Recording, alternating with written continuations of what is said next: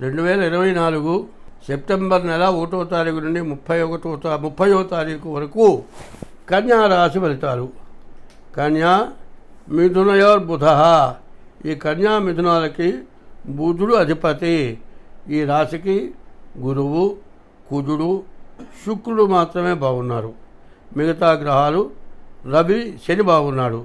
శని, గురువు, కుజుడు, శుక్రుడు 4 గ్రహాలు బాగున్నాయి. 4 గ్రహాలు బాగా లేవు. కన్యా రాశికి ఉత్తర 3, 4, 5, 2, 3, 4 పాదాలు, హస్త 4 పాదాలు, చిత్త 2 పాదాలు కలిసి కన్యా రాశి వస్తుంది.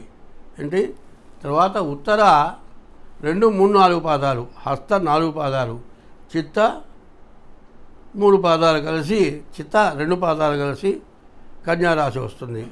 కన్యా మిథునాలకి బుధుడు అధిపతి. ఇటువంటి బుధుడు మాత్రం బాగా లేడు.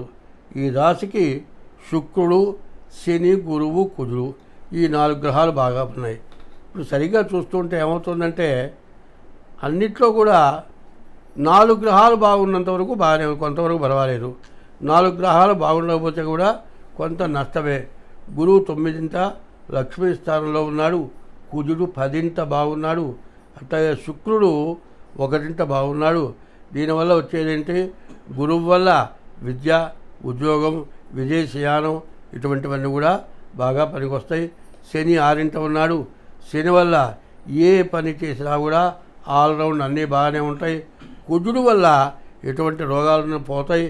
కాదండి, ఏదైనా ఆస్తులు, ఇల్లు కొనుక్కోవాలన్నా, పొలాలు కొనుక్కోవటానికి కూడా మంచి అవసరమైనటువంటి మంచి సమయం కాబట్టి మరి ఈ రాశి వాళ్ళకి ఏదైనా ఆస్తులు కొనుక్కుంటానికి కూడా చాలా బాగా ఉంది, మంచి సమయం ఇది.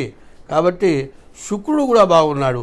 అయితే ఇప్పుడు వచ్చిన సమస్య ఏంటంటే రాహుకేతువుల మధ్యలో శని ఒక్కడే పడ్డాడు. కాలసర్పదోషం అని చెప్పాలి. శుక్రుడు బాగున్నటువంటి వాళ్ళకి వివాహాది శుభకార్యాలకి బాగుంది. అయితే వివాహం అవుతుంది కానీ సమస్యలు రావటానికి ప్రతి వాళ్ళకి కూడా బాగా అవకాశం కనబడుతుంది. ప్రతి వాళ్ళు కూడా ఇప్పుడు ఏమంటున్నారు, ఆడపిల్ల దొరకట్లేదు, దొరికితే ఇష్టపడలేదు, ఒకవేళ ఇష్టపడిన తర్వాత వివాహం జరిగిన దాకా కూడా కష్టంగా ఉంది కాబట్టి పిల్ల దొరకగానే పెళ్లి చేద్దామని పెద్దవాళ్ళు ఆలోచిస్తున్నారు. కొంతమంది ఏం చేస్తున్నారు, ప్రేమించి పెళ్లి చేసుకుంటూ ఉంటున్నారు. ప్రేమించే వాళ్ళకి వీళ్ళ జాతకం కలిసిందా కలవలేదా ఇటువంటి ఆలోచనలు ఎవరూ కనుక్కోవట్లేదు. ఇట్లా ఉండటమే కాక దీనివల్ల రకరకాల సమస్యల వల్ల ఇబ్బందులు పడుతున్నారు. కాబట్టి ఈ రాశి వాళ్ళు ముందు వివాహం చేసుకోవాలి అంటే మీ డేట్ ఆఫ్ బర్త్ ద్వారా జాతకం చూపించుకోవాలి. తర్వాత అది లేకపోతే హస్త సాముద్రిక ద్వారా చూపించుకోవాలి. షష్టాష్టకాలు అని ఉన్నాయి, ఇటువంటివి పనికిరావు.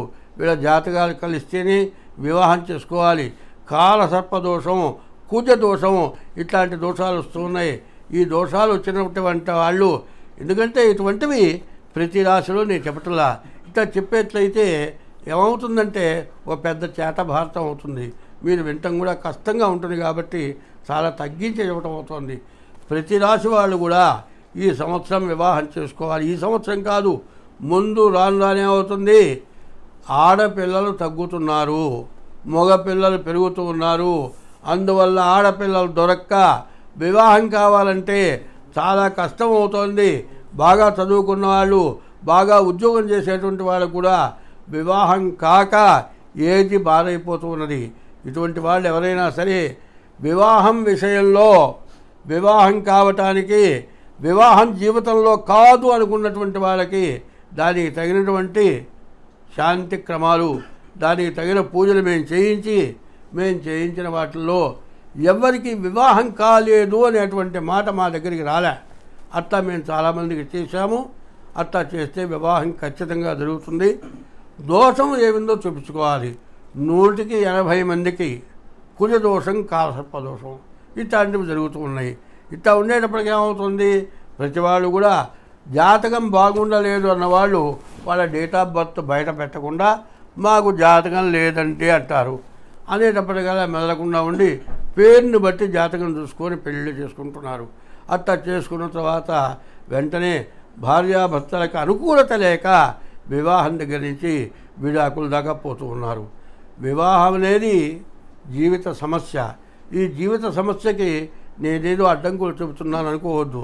ఉద్యోగం చేసే చోట ఇద్దరు ఇష్టపడుతున్నారు, పెళ్లి చేసుకుంటాం అనుకుంటున్నారు, తల్లిదండ్రులు నెగర్తిస్తున్నారు. అసలు ప్రత్యేకించి ఒక చిన్న మంచి మాట చెబుతాను. ఎవరి మీద ద్వేషంతో కానీ ఎవరిని విమర్శించడానికి కానీ నేను చెప్పటల్లా.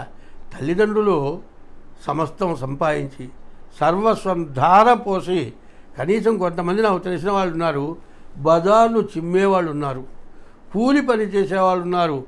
అష్ట కష్టాలు పడి పిల్లల్ని బీటెక్ చదివించి ఇంజనీర్ని డాక్టర్ని చేస్తే ఆ పిల్లలు పెరిగి పెద్దవాళ్ళై ఉద్యోగం చేస్తూ ఎవరినో ప్రేమించి మేము పెళ్లి చేసుకుంటాము, మేమిద్దరం ఇష్టపడ్డాము అనే మాట మంచి మాటేనా? పెద్దవాళ్ళు ఇష్టాన్ని కనుక్కోవాల్సిన బాధ్యత మీకు ఉన్నదా లేదా? మీ ఇష్టం వచ్చినట్టు చేసుకున్నారు, సరే కాదు అన్నారు అనుకోండి, మీరిద్దరు పోయినారు, కొంతమందిని చేర్చుకున్నారు, పెళ్లి చేసుకున్నారు, రిజిస్టర్ మ్యారేజ్ చేసుకున్నారు. తర్వాత మీ ఇద్దరికి తగాదా వచ్చిందనుకో, మేమిద్దరు ఇష్టపడి చేసుకున్నాం, మీరంతా ఎవరో పోయి బయటకు ఉంటున్నారు. ఎన్ని సమస్యలు పడుతున్నారో బాగా ఆలోచించుకోండి. జాతకం చూపించుకొని వివాహం చేసుకోండి. వివాహం కాలేదు, మీకు వివాహానికి సమస్యలు వచ్చినాయి, మీ జాతకం చూపించుకోండి. మీకు ఎట్లా అయితే వివాహం జరుగుతుందో దానికి ఎట్లా చేయాలో అన్ని వివరాలు కూడా నేను చెబుతాను. నా వయస్సు ఇప్పటికీ 81 సంవత్సరాలు. ఇప్పటికి కనీసం 60 సంవత్సరాల నుంచి జీవితంలో వివాహం కాదు, అనాకారి, వాళ్ళకి ఆకారం లేదు, వాళ్ళకి అందం లేదనుకుంటున్న వాళ్ళకి అందమైనటువంటి పిల్లలు దొరికారు, వివాహం జరిగింది.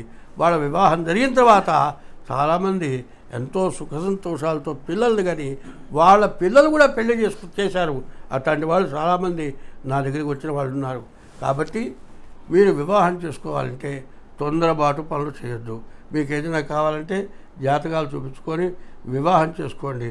ముఖ్యంగా ఈ రాశికి చెప్పబోతుంది ఏంటంటే, మరి రాహుకి 18,000 జపం చేయించుకొని మినుగులు దానం ఇవ్వాలి, రవికి 6,000 జపం చేయించుకొని గోధుమలు దానం ఇవ్వాలి, కేతుకి 7,000 జపం చేయించుకొని ఉలవలు దానం ఇవ్వాలి, బుధుడికి 17,000 జపం చేయించుకొని శనగలు దానం ఇవ్వాలి. ఈ 4 గ్రహాలు పూర్తిగా బాగాలేవు. అయితే మళ్ళీ చెబుతూ ఉన్నా, పిలిచే పేరుని బట్టి రాశి కాదు, మీ జన్మ నక్షత్రాన్ని బట్టి రాశి వస్తుంది. మీ జాతకం చూడాలంటే డేట్ ఆఫ్ బర్త్ కావాలి. అట్లా లేకపోతే హస్త సాముద్రిక ద్వారా మీ జాతకం చూడాల్సి ఉంటుంది. స్వస్తి. ఎంత వచ్చిందయ్యా?